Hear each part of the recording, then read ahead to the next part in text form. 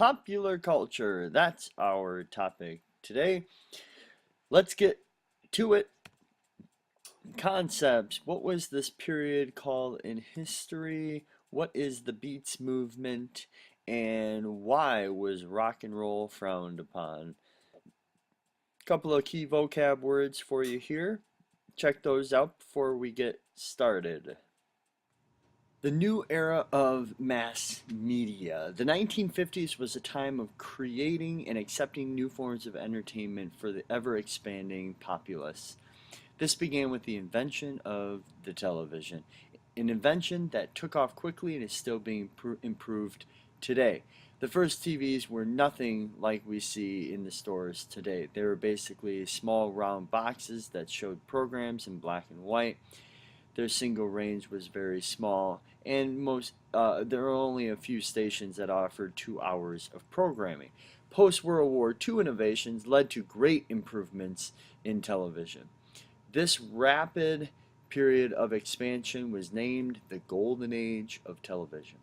Most often, it was comedies that were popular with the TV viewers, though a variety of other shows came up as well, such as westerns, dramas, and quiz shows.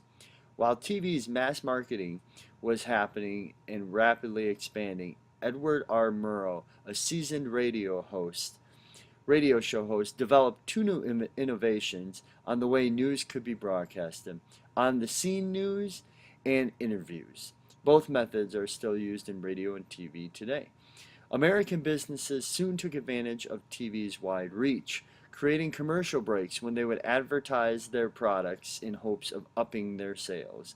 This method worked well as product sales reached $2 billion in 1960.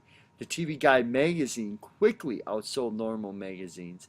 Even the food industry took advantage of the TV's wide reach and invented the frozen TV dinner meals. Not everyone was excited about television's long reach, though.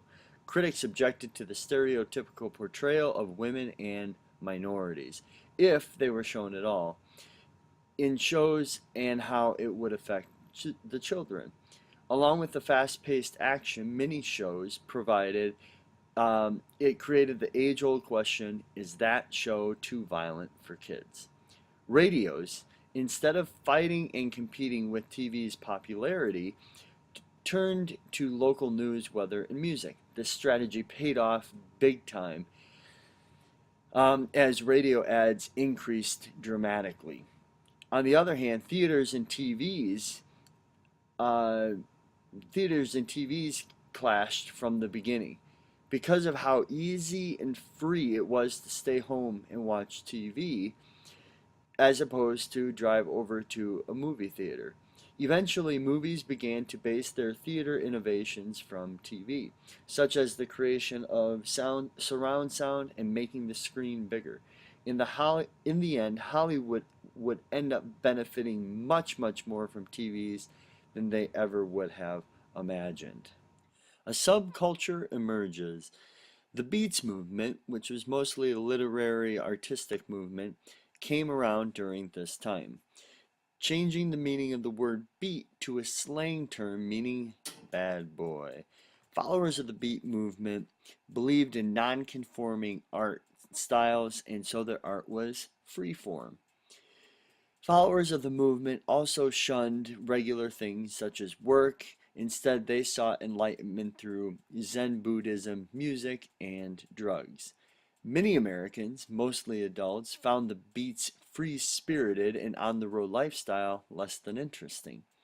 This didn't stop the Beats movement from capturing the media's attention in the minds of college students, though. The 50s was an era of change in many ways. One of the most obvious ways is that a part of it is still here today with good old rock and roll, which got its start in the 1950s when musicians began adding electric instruments to the traditional blues. This created country rhythms and blues, which slowly started to gain the nickname rock and roll. This music came around and was a new genre of music which had its beginnings from both black and white music. This was truly a an American genre of music. Many people brought rock and roll to fame, such as Chuck Berry, Billy Harry and his Comets, and Elvis Presley, the unofficial king of rock and roll at the time. Elvis's style was a mix of blues, gospel, and country, all of which he had heard in his home state of Tennessee. Rock and roll's erratic beats, simple melodies, lyrics describing love, cars, and teenage issues caught the attention and adoration of many teens at the time.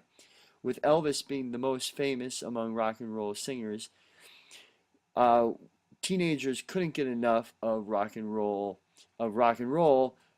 but at the same time, adults condemned the genre. They thought it was bad for the children and could end up turning them into delinquents. Some towns even banned rock and roll concerts in attempts to save the children. Despite the rock and roll controversy, by the end of the 1950s, with the help of radio stations and TV, rock and roll had become a more acceptable genre of music. African Americans had inspired the genre of rock and roll, which quickly, though, became a white dominated genre. Still, many musicians left a lasting impact in the music industry and also joined the acting industry. But African Americans, in the end, were shown on different stations than white singers. So the industry made 250 stations aimed purely at African Americans. Okay? By the end of the 1950s, much of this segregation of black and white entertainment was another contributor to the racial tension that would soon lead to major changes in the 1960s. That's it today, everybody. Adios.